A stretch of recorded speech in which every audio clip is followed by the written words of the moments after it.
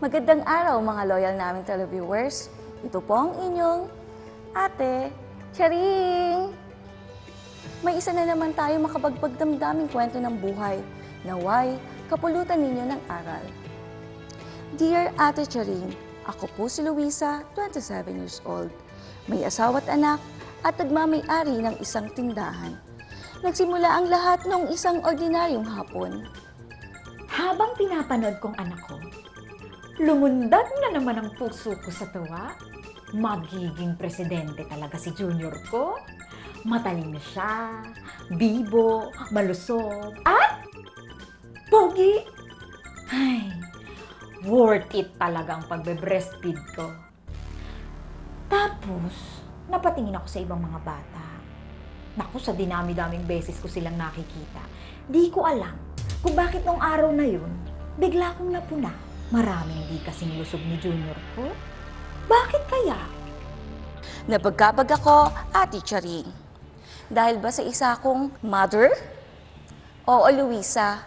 Pero may iba pa akong eksena nakikita dito. At para ipaliwanag sa atin, nandito si Mr. George Noel Winnicky.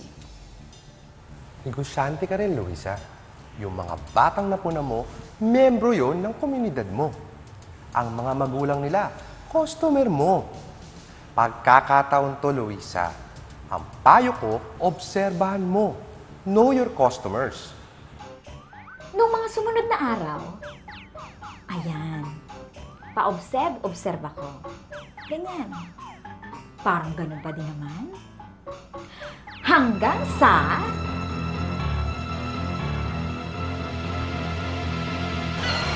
In short, naloka ang beauty ko, Ate Charing. Nalaman ko ang sagot sa aking katanungan. Tunay na ako nabagabag para sa mga suki ko. Di na ako makatulog, di makakain. May tagyawat na ako sa ilong, sa pisngi, sa kakaisip. Para wala akong magawa. Kaya natin to, Luisa. May magagawa ka.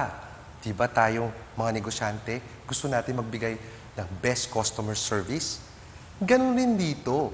Kaya lang, kailangan natin alamin kung anong kailangan nila. Di ba nag-observe ka? Palagay mo, anong kailangan nila? Nandun ang kasagutan, Luisa. Minulat kong mga mata ko, Ate Charing, at nangakong aalamin ko para sa aking mga suki at para sa kabataan. Ano kaya ang gagawin ni Luisa? Ang sagot sa pagbabalik ng Dear Ate Charing!